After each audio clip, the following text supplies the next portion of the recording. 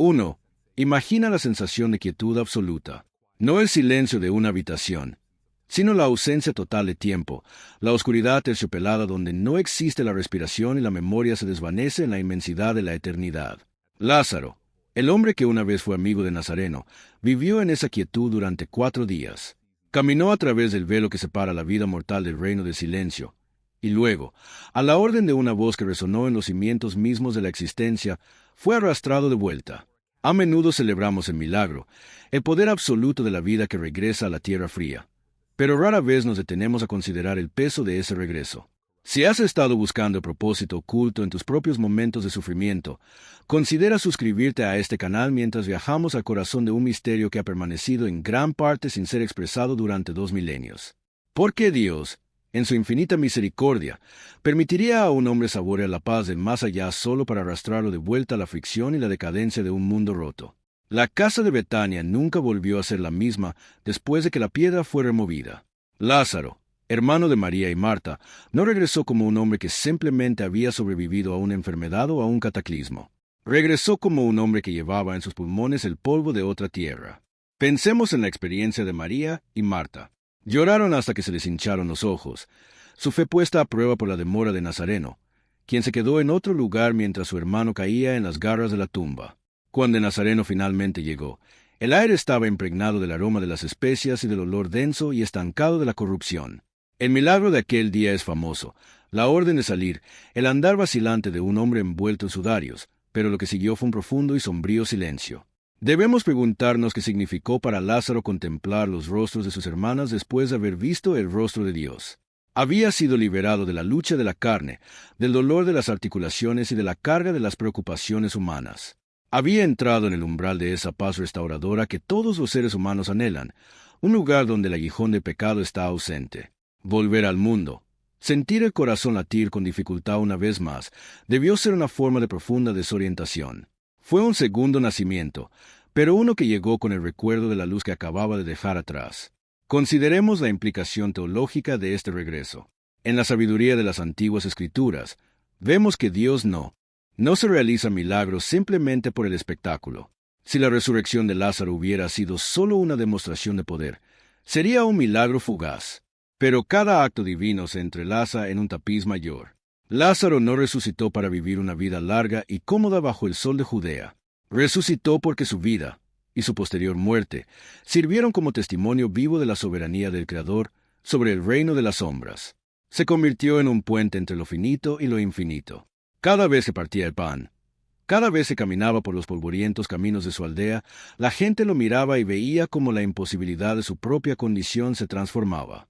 Era una presencia constante y viviente de la realidad del más allá. Quizás, fue su mayor sufrimiento. Imagínense el peso de saber exactamente lo que le espera, y aún así estar atado de nuevo a las cadenas del tiempo terrenal.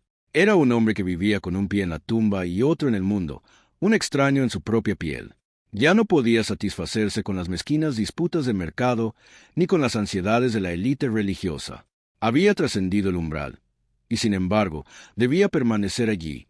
Esta es la esencia de la condición humana a la luz de la fe. Estamos en este mundo, en medio del dolor y la confusión, no para encontrar nuestro hogar permanente, sino para ser testigos de una verdad que el mundo no puede ver. Lázaro sufrió porque fue el único que conoció el precio del milagro desde dentro. Sabía que la victoria sobre la muerte era absoluta, pero seguía sujeto a las consecuencias de un mundo caído. El misterio de su resurrección revela algo vital sobre nuestra propia existencia. A menudo imploramos ser liberados de nuestras tribulaciones, orando para que se quite la piedra de las tumbas de nuestras circunstancias.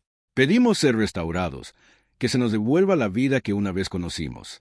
Sin embargo, rara vez consideramos que el milagro podría ser el comienzo de una tarea más profunda y difícil.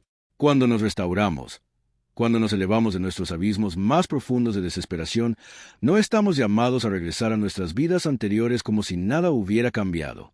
Estamos llamados a llevar la luz que encontramos en la oscuridad de vuelta al mundo de los vivos. Pensemos en el desgaste emocional que sufrieron Marta y María. Abrazaron a su hermano, agradecidas por el aliento en su pecho, pero debieron haber visto la distancia en sus ojos. Estaba allí, pero también en otro lugar.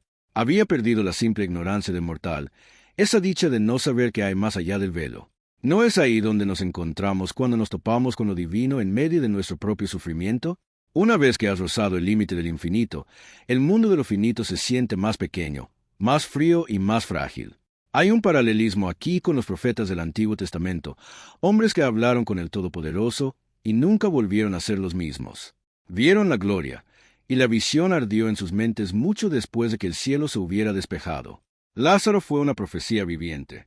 Fue una señal para los fariseos, un faro para los discípulos y un desafío para los escépticos. Su sola presencia hacía temblar a la jerarquía religiosa, pues era prueba de que su poder terminaba donde comenzaba el poder de Dios. Cada día que vivió fue un desafío a la muerte. La tensión de su existencia refleja la tensión de la vida cristiana actual. Somos ciudadanos de un reino que no es de este mundo, pero tenemos la tarea de transitar por él hasta nuestro momento señalado. Muchos se preguntan por qué Dios permite que el dolor persista incluso después de haber respondido a nuestras oraciones. Deseamos la sanación, pero olvidamos que la sanación es una misión. A Lázaro se le concedió el don de la vida 2 veces, pero también se le dio la carga de la verdad. Nos recuerda que nuestro propósito no es simplemente existir, ni estar cómodos, ni estar libres de todo sufrimiento. 3. Nuestro propósito es ser un testimonio vivo del Dios que habita en el silencio y que habla en el vacío.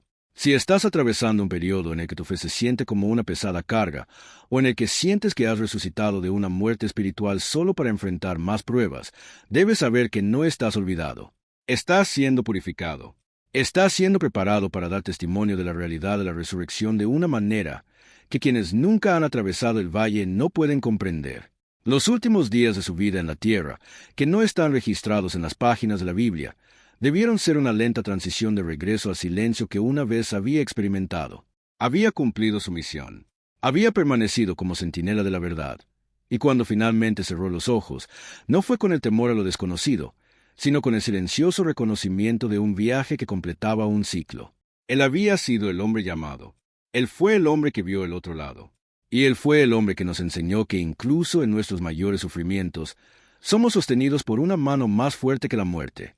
Al reflexionar sobre la historia de Lázaro, considera aquellas áreas de tu vida que sientes que han resucitado, pero que aún conservan las cicatrices de la experiencia. No ocultes esas cicatrices. Son las marcas de tu testimonio. Son la evidencia de que has sido tocado por lo divino y de que la realidad de Dios es más tangible que el dolor del mundo. Abraza el misterio de tu propio camino, comprendiendo que cada momento de profunda lucha existencial es una preparación para un propósito mayor que aún no comprendes del todo. El camino de la fe no es un camino fácil, sino un camino de transformación, donde cada paso es guiado por aquel que llama a la vida a los muertos y al descanso a los cansados.